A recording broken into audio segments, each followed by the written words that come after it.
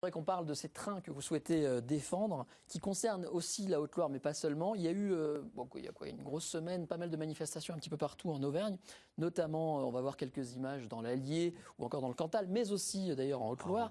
Vous êtes particulièrement concerné avec le Cévenol et l'Aubrac, qui sont des trains qu'on dit d'équilibre du territoire, hein, les fameux TET qui sont subventionnés par l'État en fait.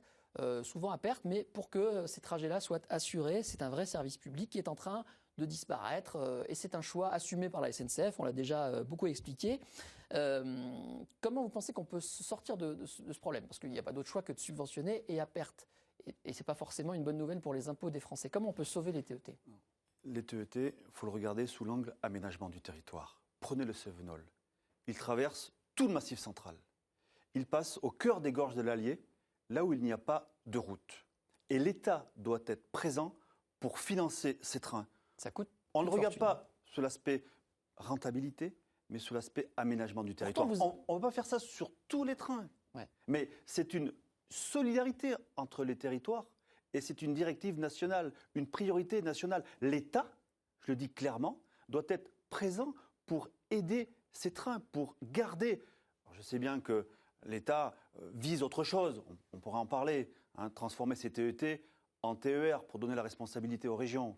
Mais est-ce que les régions auront les moyens financiers, pareil, d'entretenir et de faire fonctionner ces trains? C'est le rôle d'aménageur de l'État. Vous faites partie de ceux qui disent qu'il faut faire des économies, il faut arrêter les dépenses exorbitantes, il faut que l'État se serre la ceinture. Là, on est dans le cadre d'une dépense extrêmement coûteuse pour peu d'usagers, même si ça a beaucoup de charme et que c'est vrai que c'est sans doute plus agréable de prendre ce train pour descendre à Nîmes ou à Béziers. Il y a quand même un coût qui revient après à chaque Français. Non, quand on le regarde, encore une fois, il ne faut pas le faire sur l'ensemble des trains. Mais il y a quand même des trains spécifiques. Je prends le Cévenol, il n'y a pas de route qui passe à côté. C'est simplement au cœur des gorges de l'Allier. Là, il doit y avoir une présence forte de l'État et des exceptions, absolument. C'est sous la vision et sous l'angle aménagement du territoire.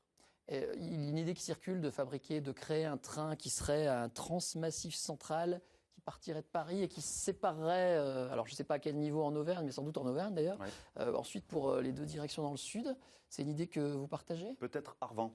Ce serait Arvan le coin qui... Par chez vous? Oui, tout est possible, on peut tout regarder. Moi, ce qui m'importe, c'est aller à l'essentiel, être efficace et regarder comment on peut conserver ce statut de TET, puisque c'est une image, c'est un symbole, c'est la présence de l'État en milieu rural. On a bien compris le message.